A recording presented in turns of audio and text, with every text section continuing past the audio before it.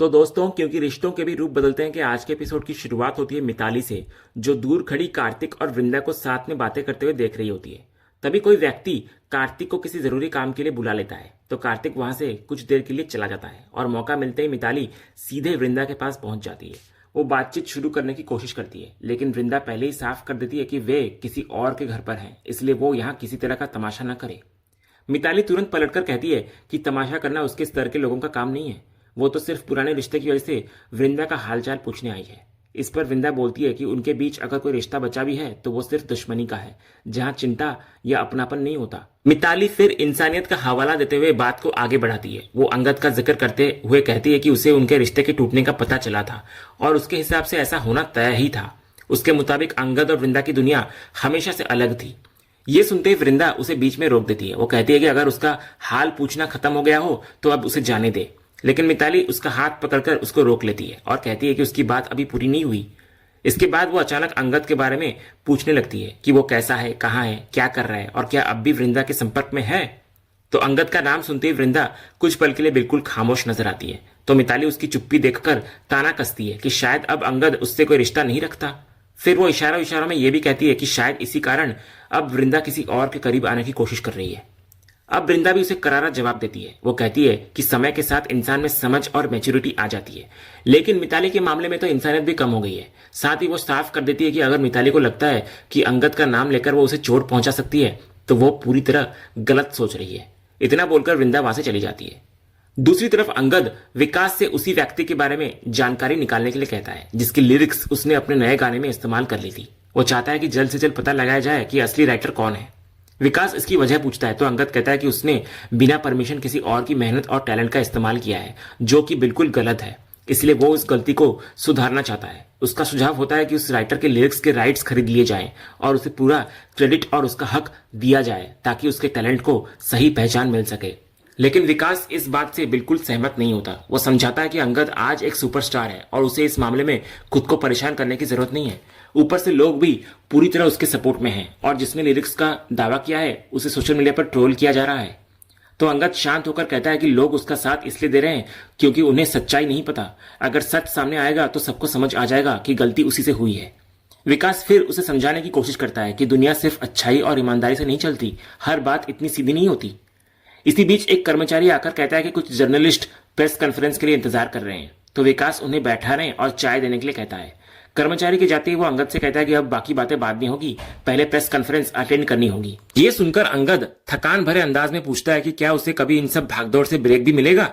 इस पर विकास हंसते हुए कहता है कि जब तक वो साथ है तब तक इसकी उम्मीद बिल्कुल ना करे वो। इतना बोलकर वो उसको ले जाता है। दोस्तों, अगले सीन में सभी लोग कार्तिक के घर पर साथ बैठकर खाना खा रहे होते हैं। इसी बीच मिताली और टिम्सी एक साथ वेटर से केचप मांगती है। वेटर पहले केचप मिताली को देता है और उसके बाद टिम्सी को।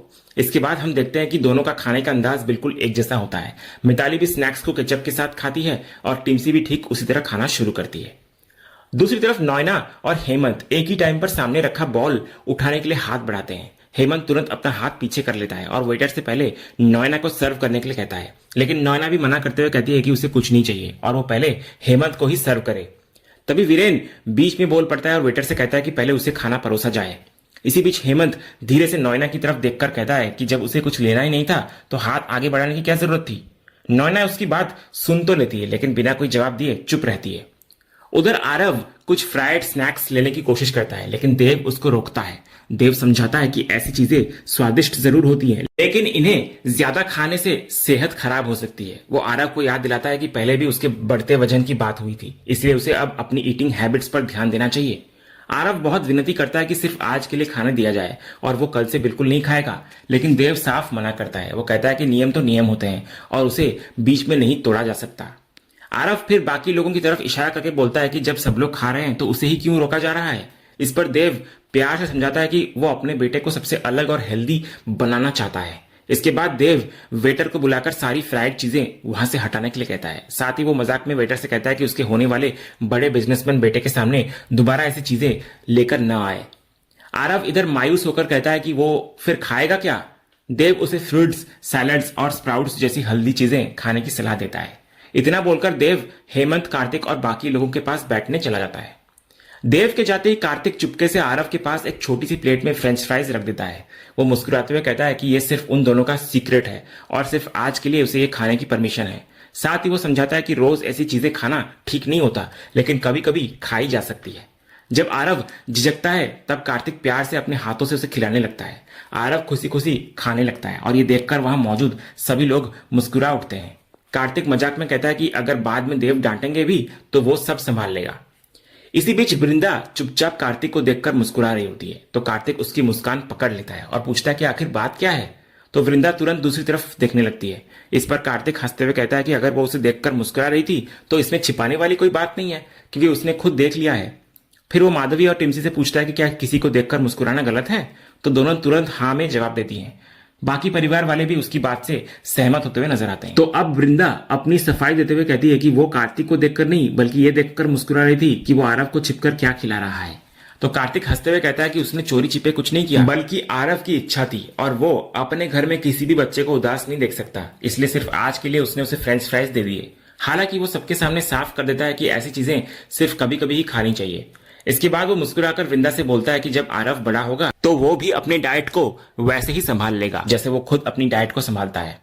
वृंदा हैरानी से उसकी तरफ देखती है तो कार्तिक कहता है कि वो अपनी डाइट को लेकर काफी डिसिप्लिन्ड है। अगर कभी जरूरत से ज्यादा कुछ खा भी ले तो उसके हिसाब से कसरत भी बढ़ा देता है। फिर कार्तिक खुश होकर कहता है कि आरव को खाते हुए देखकर लग रहा है कि वो कितना खुश है। वो मजाक में पूछता है कि क्या घर पर उसे कभी ऐसी चीजें खाने को नहीं मिलती। इधर आरव की खुशी देखकर वृंदा प्यार से उसकी पीठ थपथपाती है और मुस्कुराते हुए कहती है हाउ स्वीट। तो कार्तिक को पहले लगता है कि ये तारीफ उसके लिए है। वो तुरंत मजाक करते हुए कहता है कि उसे पता है वो बहुत स्वीट है और अगर वृंदा ने ये बात उसके लिए कही है तो इससे अच्छी बात और क्या हो सकती है। वृंदा उसकी तरफ देखती है तब कार्तिक तुरंत हंसकर बोलता है कि वो सिर्फ मजाक कर रहा था और जानता है कि वृंदा की बात आरव के लिए थी। इसके बाद वो टिम्सी और माधवी से पूछता है कि क्या वो सच में स्वीट है। दोनों भी हंसते हुए उसकी बात का साथ देती हैं। ये सुनकर पूरा परिवार हंस पड़ता है और वृंदा भी अपनी मुस्कान नहीं रोक पाती। उधर कार्तिक लगातार वृंदा की तरफ देखकर मन ही मन मुस्कुरा रहा होता है।